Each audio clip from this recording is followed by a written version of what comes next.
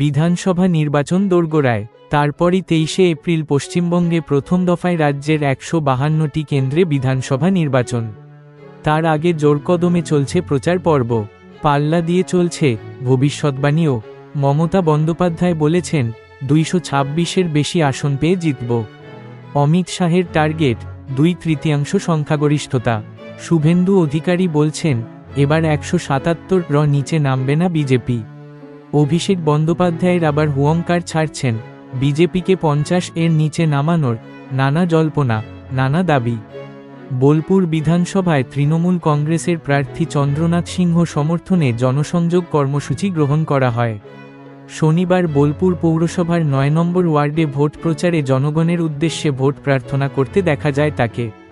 কোথাও ফুলের মালা, কোথাও পুষ্প বৃষ্টি করে প্রিয় প্রার্থীকে স্বাগত জানায় এলাকার সাধারণ মানুষ।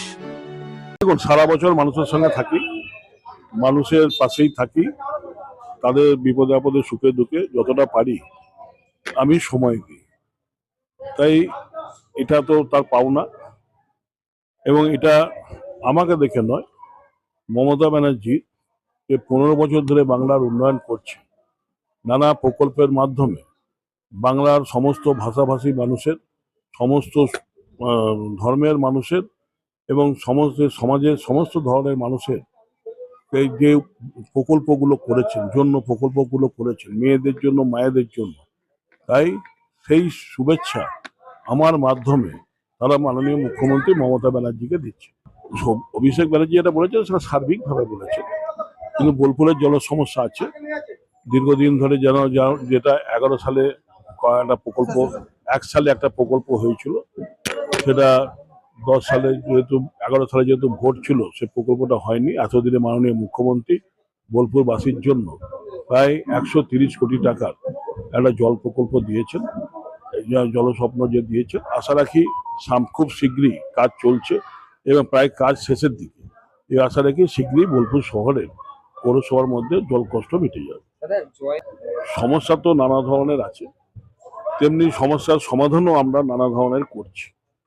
এবার দিনকে দিন এলাকা বাড়ছে, শহর বড় হচ্ছে, টাউন ছড়িয়ে যাচ্ছে, তাই সেরকম নতুন সমস্যা আসবে, সে সমাধান হবে।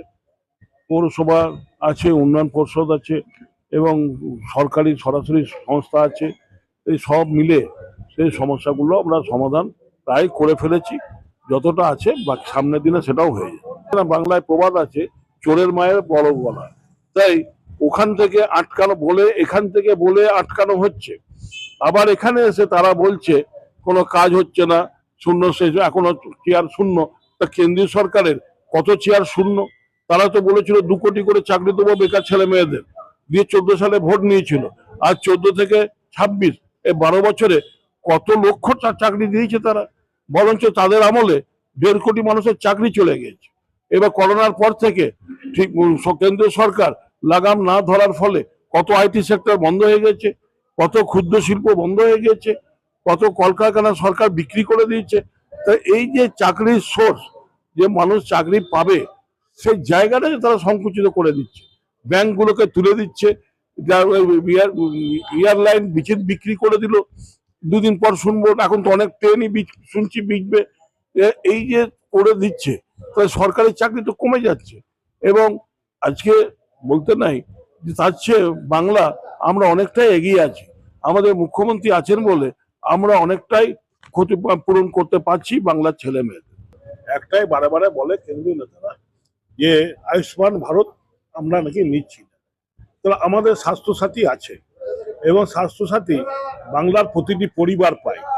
এবার তাদের আয়ুষ্মান ভারতে যে কন্ডিশন আছে, তাহলে সেই কন্ডিশন মানতে গেলে বাংলার কতজন মানুষ সুবিধা পাবে?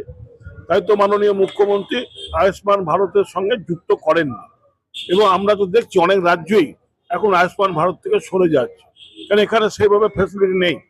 এবার আমাদের আছে কৃষক বন্ধু, ওদের আছে কৃষক বন্ধু। তা কৃষক বন্ধু আমরাও তো দিচ্ছি, মাননীয় মুখ্যমন্ত্রী দিচ্ছেন। এবার ওদের কৃষক বন্ধু 6 বিঘা জমি থাকতে হবে, না হলে পাবে না। তাহলে বাংলার সবচেয়ে বেশি ক্ষুদ্র চাষি, প্রান্তিক চাষি, তা এখানে প্রান্তিক চাষিদের 6 একর বা 2 একর বা 6 বিঘে জমি কোথায় আছে? তো মাননীয় মুখ্যমন্ত্রী মমতা ব্যানার্জি যে কৃষক বন্ধু চালু করেছেন, সেখানে 5 কাঠা জায়গা থাকলেও সে মিনিমাম 4,000 টাকা পাবে। তাহলে সেটা এটা ভালো না কেন্দ্রীয় সরকারটা ভালো? তারা তো বড় বড় কথা বলে দিচ্ছে। আমাদের কন্যাশ্রী দেখে তারা বেটি বাঁচাও বেটি পড়াও করলো। কটা বাংলার মেয়ে বেটি বাঁচাও বেটি পড়াও পেয়েছে? তার এই যে জিনিসটা আমরা তো দেখছি না কোথাও, যে ভারতের কোন কোন রাজ্যের মেয়ে আছে সেটাও আমরা পেয়েছে, সেটাও আমরা জানি না। তা এটা শুধু অ্যাডেই খরচ হচ্ছে টাকা। আমাদের যেখানে একটা রাজ্যে 1200 কোটি টাকা খরচ হচ্ছে, 1200 কোটির বেশি খরচ হচ্ছে কন্যাশ্রী দেওয়ার জন্য, তাদের বাজেট তো দেখছি কোথায় টাকা। একটা রাজ্য যদি 1200 কোটি টাকা হয়, তাহলে কেন্দ্র সরকারের বেটি বাঁচাও বেটি পড়াও কত টাকা দিতে হয় সে বাজেট তো দেখছি না। এবং যে টাকাটা বাজারে দেখানো হচ্ছে সেটা তো অ্যাডেই চলে যাচ্ছে। তাই এই সরকার, কেন্দ্রীয় সরকার, বিজেপি সরকার এক সর্বস্ব সরকার। তারা বলছে ডবল ইঞ্জিন সরকার। আপনি বলুন তো, বিহার, ইউপি আপনি ছেড়েই দেন, এটা পুরনো, তার দীর্ঘদিন ধরে আছে। ঘরের পাশে উড়িষ্যা সবে পেল তার বন্ধু, যে আমাদের নবীন পট্টনায়ক বিজেপি সবচেয়ে ঘনিষ্ঠ বন্ধু ছিল, তো বন্ধুকে কিরকম ছুরি মারলো। আমাদের পাশে বিহার, সেখানে তো বন্ধু ছিল নীতিশ কুমার, নীতিশ কুমারের কি অবস্থা করে ছাড়লো। তাই এরা বন্ধু, যারা বিপদের দিনে বিজেপিকে বাঁচিয়েছে, পার্লামেন্টে ভোট দিয়ে বাঁচিয়েছে, বা আজকে যে সরকার চলছে সেখানেও আমাদের নীতিশ কুমারের দলের সমর্থন আছে, তাদের উপর এরা কি বিচার করে। তাই তাই বিজেপি যদি বাংলায় আসে, এরা তো বাঙালিকে দেখতে পারে না, বাংলাকে তো ভাঙার চক্রান্ত করছে। তারা বলছে বাংলা ভাষা বিদেশি ভাষা। তাহলে এখন থেকেই সরকারে না এসেই যদি তারা এইসব বলে, তাহলে সরকারে আসার পর রবি ঠাকুর তো থাকবে না। আমাদের ঘরের পাশে বিশ্বভারতী উঠিয়ে দেবে, বন্ধ করে দেবে।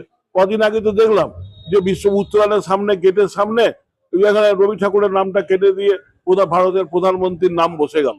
তারপরে আমরা মমতা ব্যানার্জি এই প্রতিবাদ করার ফলে তারপরে দেখলাম যে না, সরিয়ে আবার রবি ঠাকুরের নামটা লিখলো। তা এখন থেকে সরকারে না এসেই তারা এসব করে, তাহলে সরকারে এলে কি হবে? মানুষকে তো ভুলিয়ে দেবে রবি ঠাকুর, আমাদের বর্ণ পরিচয়, যারা বিদ্যাসাগর তাদের মূর্তি ভেঙে তো এখন থেকে শেষ করে দিল। তাহলে এখানে এলে বর্ণ পরিচয়, এই ঈশ্বরচন্দ্র বিদ্যাসাগরের নামই মানুষ ভুলে যাবে। এই তো তাদের অবস্থা, বাংলার প্রতি তাদের যে ব্যবহার সে তো দেখাই যাচ্ছে। তারা মানে এক একজনকে রবীন্দ্রনাথ ঠাকুর, রবীন্দ্রনাথ সান্যাল বলছে।